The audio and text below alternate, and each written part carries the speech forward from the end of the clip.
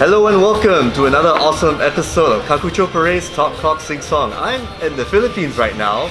By the time you watch this, ESGS is probably over right now as you speak.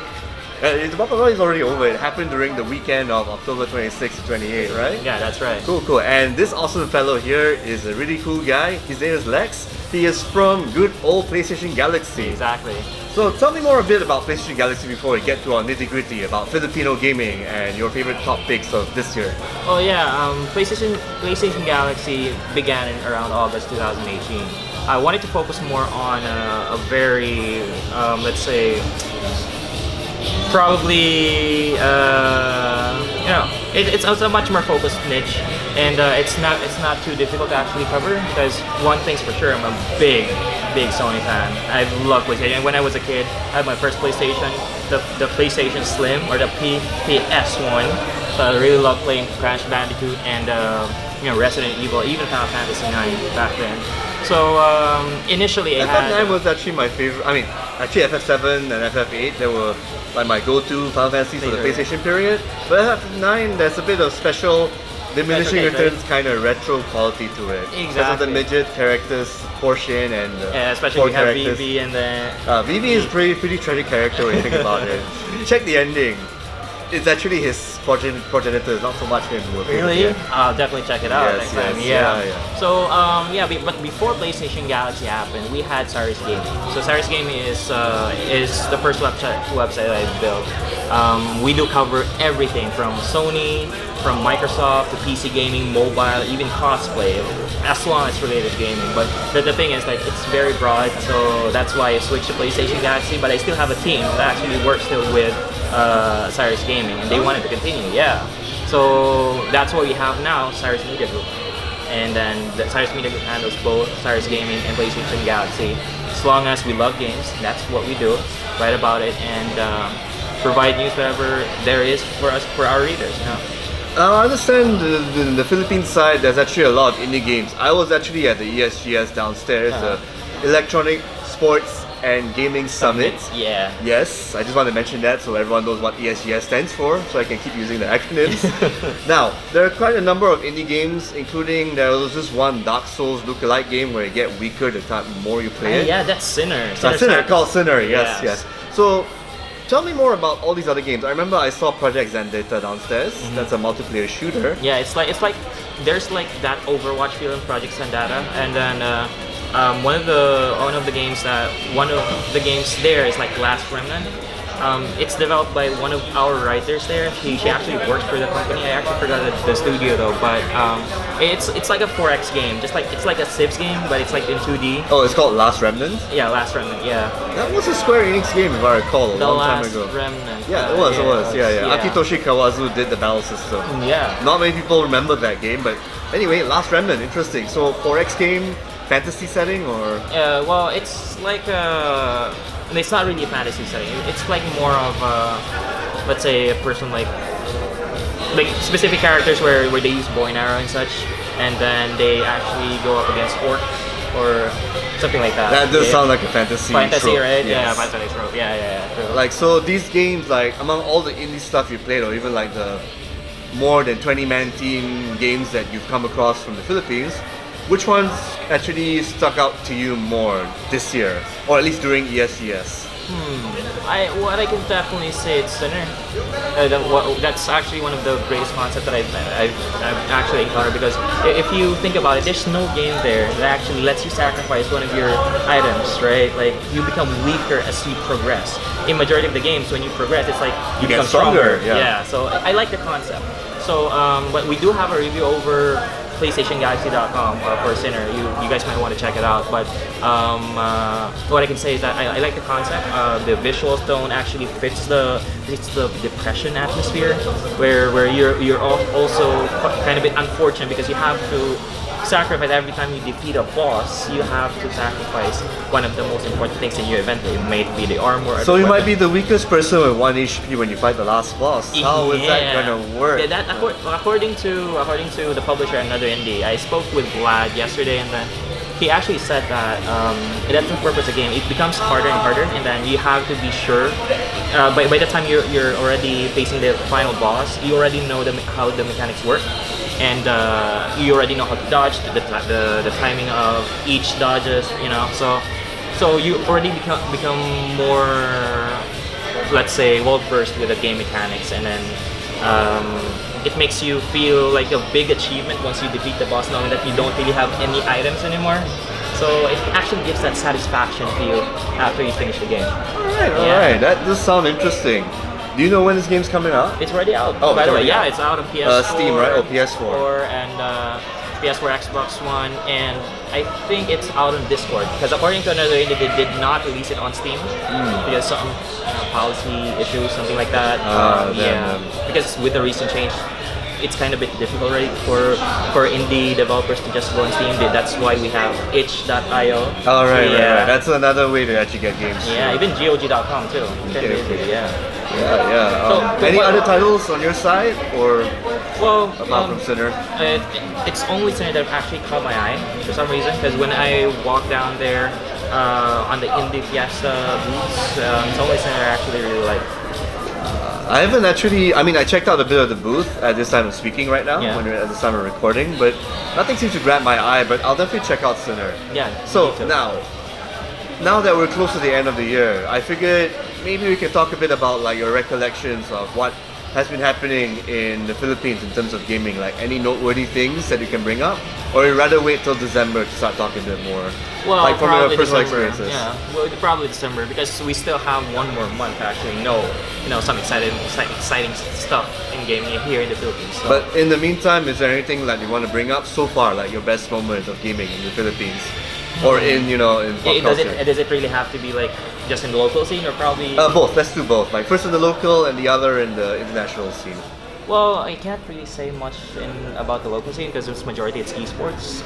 Probably Dota and Dota 2, StarCraft, and what do you call that? Overwatch. Overwatch has been a big success here in the Philippines. There's a lot of things, because usually when I think Overwatch in Southeast Asia, I always think Thailand. Because of Mickey and all those other good teams from the Thailand side, and Vietnam as well too. But there are actually a lot of players here in the Philippines. Majority are casual players, but they want to go pro. So even here in the province in Cebu, there's a lot of my friends playing Overwatch. Even if you go to Mineski is a cafe, a very known cafe, game cafe, and Voyager as well, another known cafe in Cebu. Like there's a lot of people playing Overwatch, but majority of the people in those cafes actually play Dota too. But I can still see the growth of the Overwatch community here in the Philippines. Alright. That's something I did not know. So take watch, viewers. Yeah. So aside from esports, for my personal opinion, I think Red Dead Redemption 2 is actually the biggest thing that happened this year. Aside from God of War, of course, and Spider-Man, and maybe Detroit Become Human if you're into the whole cinematic. Sorry. Well, Detroit. I love how Quantic Dream innovated its experience compared to Heavy Rain and what's the other one again? The other one is Beyond Two Souls, right? No, the Ellen Page story. Ellen Page the magician. Yeah. Ellen Page and the missing ghost brother. Yeah, it's kind of a bit of a weird romance too as well, right? Weird. Yeah. But you are right. I actually enjoyed Detroit. I was gonna say Beyond Become Human. Yeah, Beyond Become Human. But yeah, Detroit Become Human. I won't say it's the best game I played, but I'll say that David Cage did try. He did try his best in making it pretty alright, making it a step above Heavy Rain and Beyond Two Souls. I mean, you also have that flow chart where you want to replay certain scenes where you probably want to choose a different option, a different dialogue. I'll say it out there. My favorite robot is still Connor because he befriends Hank, who is my favorite character in the game. Yeah, Hank that has that gritty and very straightforward personality. Yeah, straightforward guy. Yes. And Connor is like. And he has the best animal in the game as well, Sumo, the Saint Bernard. Yes. Yeah, I agree. Cute. It's so cute. Even that last scene. Sorry, spoilers for those who didn't really play the game yet. Go ahead. Like that scene where you see a lot of Connors, right? And then Hank was held hostage by one of the Connors. Yeah, that was a pretty gripping scene actually. Yeah, I know. I actually prefer that more than the actual rebellion. And with Marcus, right? Bit. Although Luther is actually my second choice for best bot. Luther, yeah. Silent guy, big guy, heart of gold. And he actually also cares about, what's the name again? Alice. Alice. The little girl, Alice, yeah. Yeah, for those who doesn't know. Okay, that one is a bit of a. Yeah, I'm not gonna say. I'm not gonna say. But It's a good surprise. Yeah, It's a you good have to surprise. play the game. But aside from Detroit, Marvel's Spider-Man was actually very good. Actually, at first I had that thought about how it's very comparable with Arkham Knight. I'm a big Batman fan and a big Batman Arkham fan. Well, technically I'm a DC person, and the only hero I like the most in Marvel is Spider-Man.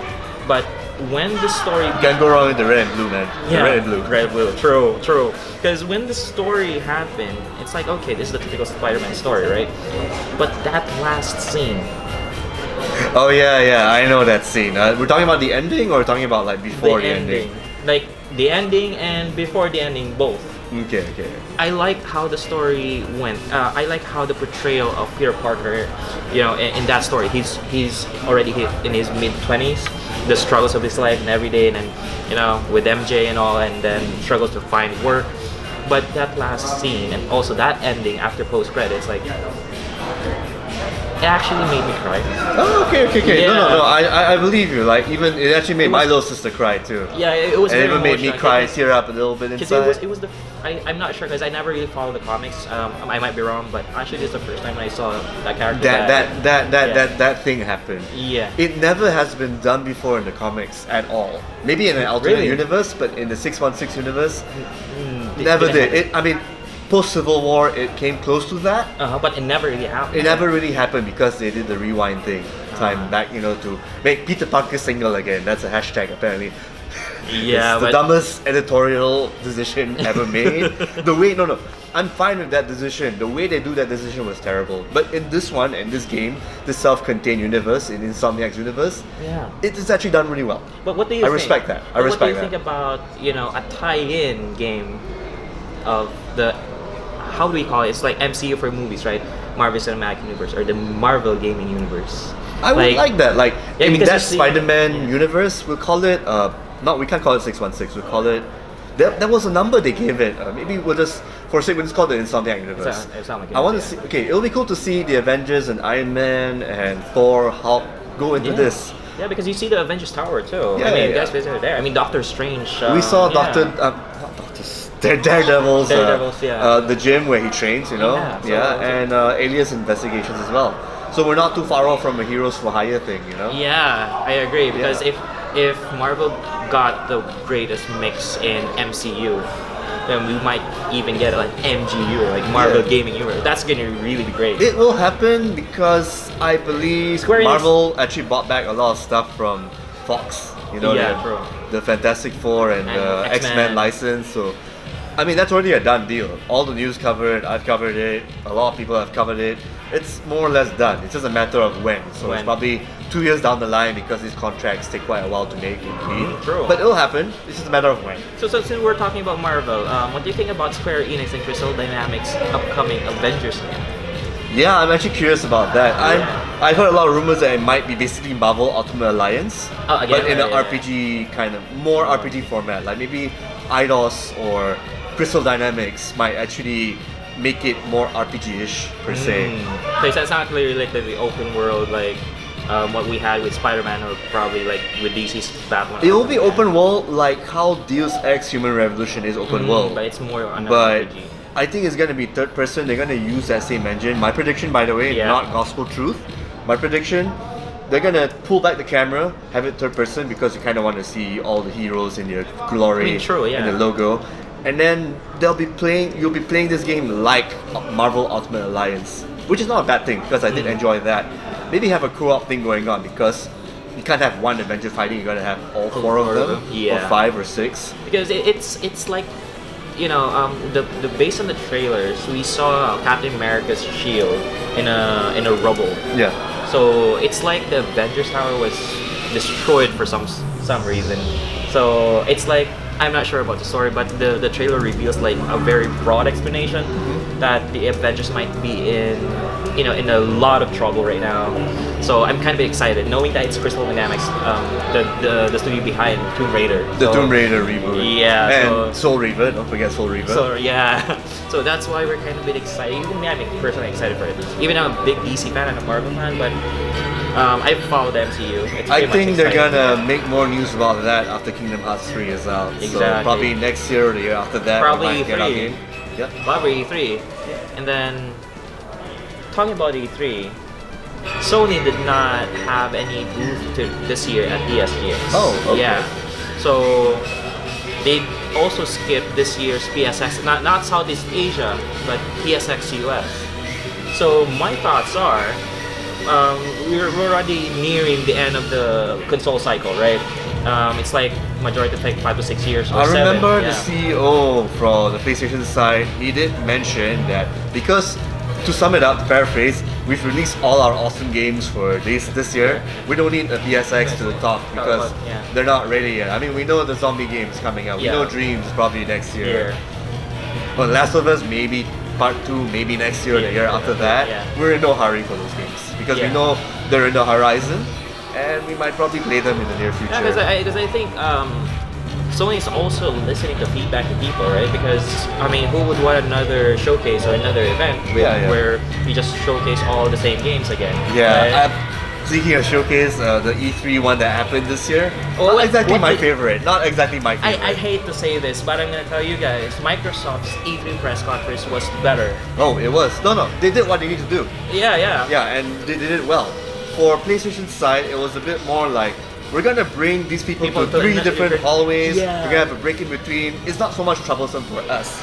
For the people actually And at then- the event, that's quite a pain in the ass. I And- know they're trying something different, but it's not the good kind of different. Yeah, true. And then there was this like segment in the middle of the program where because people are still transferring, they had to talk about something. The transition was pretty awkward, to say the Yeah, least. I agree. Yeah, good try, but your past few presentations It were was much better better, I in agree. the past few years. Because the only thing that sold me with Microsoft press conference was when they ended. Everything was hacked. Yeah, Suddenly, yeah. then the passwords or code or password was red. I was like, oh my god, this is Yeah. Cyberpunk 2077. And you yeah. was right, they showed it off. That's actually one great way to end a press conference. Yeah, I was like, wow, Microsoft. I mean, I'm a big Sony fan, but I have to tell you honestly here, Microsoft's E3 press conference was better than Sony. That's what sorry, yeah. Microsoft needed to do to establish your relevance. Yeah. Because at the end of the day, when you see all these games coming out for Xbox, these publishers are thinking to themselves, hey, you know what? Exactly. There's actually some hope for Microsoft. Thanks for telling us your game plan when you can't actually reveal until the next few years. Yes, exactly. That's why we're on board. That's why Capcom's on board. That's why CD Projekt Red's on board. I mean, look at. Oh yeah, Xbox. Bandai Namco as well because of the Jump Force reveal. Yeah, I agree. Because if you look at the Microsoft, I mean, Phil Spencer's already going to making a lot of trips to Japan. Yeah, he's future-proofing his company so that Yeah. they do well in the next few years. Because I mean, if you guys didn't know, Xbox this year really flopped. There were a lot of cancellations in games. I mean, the Platinum game Scalebound was the only reason why you bought Xbox. In the Yeah, first and then place. a lot of people got pissed off because When it was it cancelled. canceled, yeah. So this is them just making amends for whatever that happened in the past year or so. Exactly. I mean, having backwards compatibility was also a good move. Yeah, because as we know, like in different industries, I mean, in this current industry that we have, there's always going to be like a winner going back and forth. Exactly. Don't forget, PlayStation had a pretty bad year when PlayStation PS3 3 came out. Exactly. 2006 up till 2010, 11 or so. Before the Last of Us Before they actually yeah. got with Last of Us and the Uncharted games. Yeah, because it was hella expensive when PlayStation 3 came out. Yeah. Imagine if we're talking about like in Philippine peso, that's like 80,000 for 80 gig. It's like 1,000 pesos It's per. crazy stuff, dude. And it's like $20 per gig. So it was expensive.